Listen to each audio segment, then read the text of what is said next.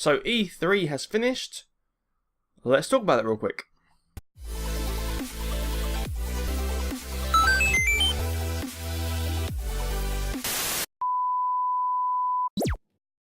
Welcome back, guys, it's the Geek here. Yes, it's been a while since I've done Raw news actually, and this will just be a brief one.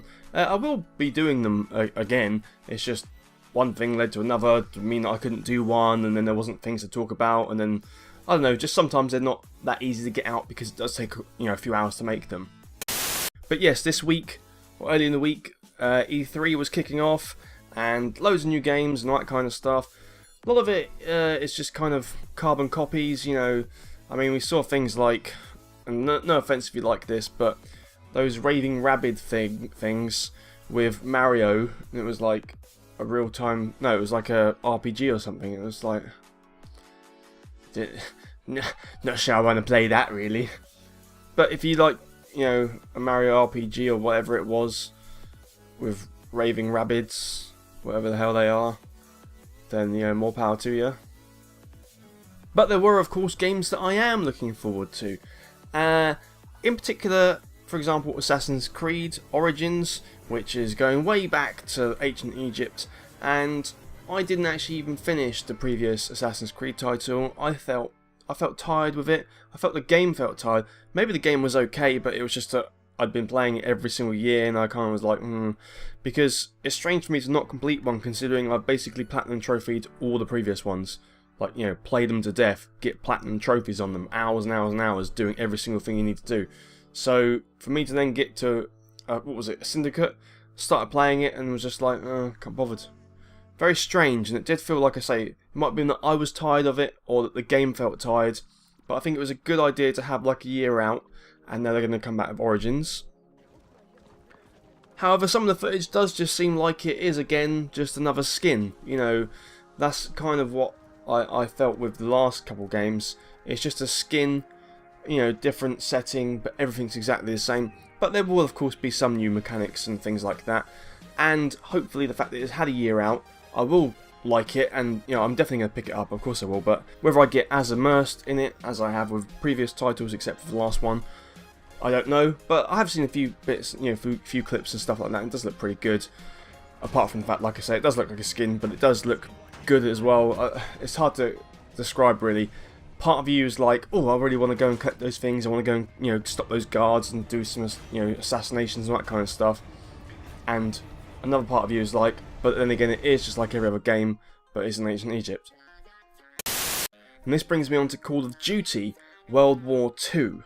Now, we know that the previous Call of Duty games, as of late, you know, recently, last few years, have all been that kind of crazy stuff, run along walls or Modern Warfare, and not really my cup of tea, to be honest, especially because Call of Duty is really aimed now at console gamers. And even this one is aimed at console gamers because apparently it looks like the open beta, or is it closed beta, but anyway, the beta is only available if you pre-order the PS4 or Xbox One title. It's like, well, where's the beta for the PC players? Where's the, you know, the PC Master Race? Where's our game? But other than that, sorry, no offense if you play FPS on consoles, weirdos. It does look quite good, or does it?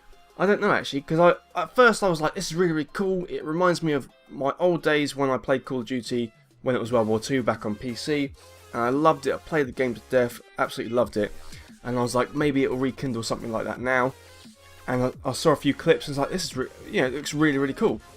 But then I analysed it a bit more and looked at some more clips, and I don't know, there's a few alarm bells. I mean, yes, it's quite like Battlefield 1, which is already out, of course. Not so much because some of the weapons are more advanced, but, you know, it did look kind of like it was too slick and too colourful, considering the setting. So it was like a Modern Warfare game, but just happens to be a World War II skin. And again, we're talking about skins again. You know, with Assassin's Creed, it's like a skin each time, and it's not really much different. Hopefully Origins is a bit different. But it's done that again with Call of Duty. I thought this was going to be very different, you know, World War II style, different from Modern Warfare. But it's like Modern Warfare with a World War II skin. And I was like, I'm not too sure I like that actually. It looks too, I don't know, it just doesn't look as gritty and as, I don't know, it doesn't have any sort of atmosphere to it like other World War II games have had before. There's also a bit of controversy because of the way that it's not authentic. Now, I don't know if I've read anywhere that they ever said that they were going to try and make an authentic World War II shooter. So, you know, unless someone can find where they said we're going to make it as authentic as possible, you can't really have a go at them for making a game slightly different. However, it is a bit lame that there's things like apparently censorship on swastikas. They're not going to have those. And it's like, well, it was a big part of history, and if you're recreating, you know, that's part of it, but okay, I can sort of live without that. And then some other people are like, well, why is there women involved? You know, why is there women fighting the wars? And it's like, well, women were involved in the wartime stuff, but not really in the way like infantry like they're trying to suggest. And there was loads of comments on one particular video where they're playing on the gun range, testing out the guns, and one of the playable characters is an African lady in the US airborne troops. And everyone's just like, I just somehow don't think there was African ladies, you know, African American women fighting in World War II. And I think they're probably right, aren't they? But that to me doesn't bother me in the slightest for a game. Like I say, unless they were to say this is supposed to be authentic, then I would be like, well, that's not authentic. But I don't care if you can play as a girl, I don't care if you can, you know, play as whatever you want, play as an animal. It really doesn't bother me at all. And you know, I just think it's a bit strange that people have latched onto that maybe.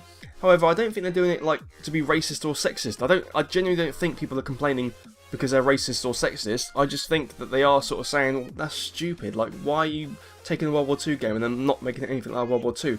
And that's it's a fair argument in some regards. But like I say, none of that bothered me. The thing that did bother me is the fact that you can spawn apparently with any weapon. So, not like any weapon, but like Axis or Germans can spawn with, you know, M1 Garland rifles, and then the Americans can spawn with Kar 98Ks. So you can pick whatever weapon you want. And I was like, I don't like that. Like, why have they done that? They should keep it to German weapons and US weapons or British weapons or whatever they're going to do. You know, you can play as a female cyborg Latina from outer space, crossbred between an alien. I really don't care.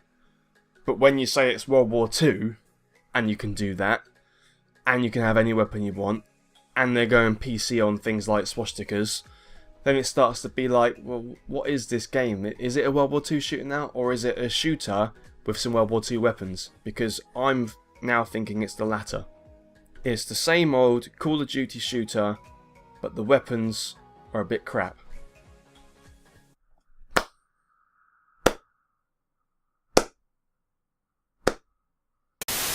And speaking of consoles, these clowns announced their console. We know that the next Xbox was Project Scorpio to start with, and now it's been given a name, and it's the Xbox One X.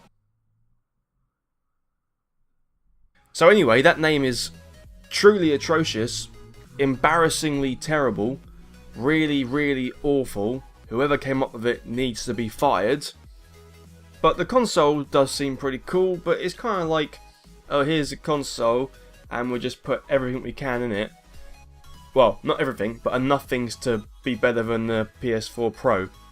And then like, yeah, that's how you make a console. But, I mean, I personally haven't got an Xbox and do want one.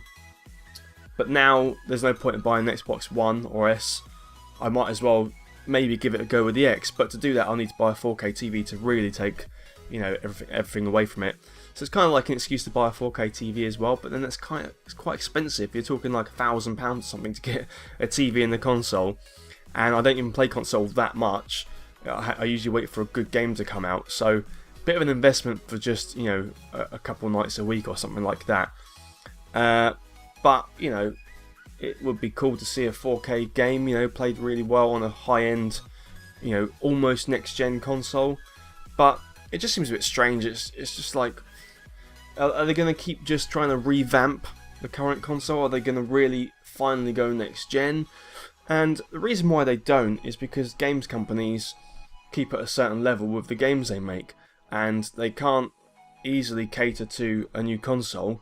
So no big company, this is my opinion, no big company wants to go all out and do a ridiculously good console and take a chance first, because they might not have any developers making games for it. No one wants to take, like I say, no one wants to take a plunge with a really, really high-end console, which might not get any stuff made for it. So I think it'll be next year or the year after before we actually get a new console. It's just gonna, you know, we've got the PS4 Pro, now we've got the Xbox One S, now we've got the Xbox One X, and I don't think you're going to see a proper next-gen console for a few years. But what did you like about E3? What games are you looking forward to? What games do you think are going to be rubbish? Just, you know, leave some comments, guys. It is hot in here. Having a bit of a heat wave in England. So guys, if you like that, please click like. Make sure you're subscribed for more videos like this, and I'll see you on the next video. And until then, remember, if it's a nice sunny day, make sure you play games with windows open. Okay, bye. Guys, if you're still here, you're awesome! But as you are still here, why not check out some of my other videos? Oh, and if you haven't already, please click subscribe. Laters, haters.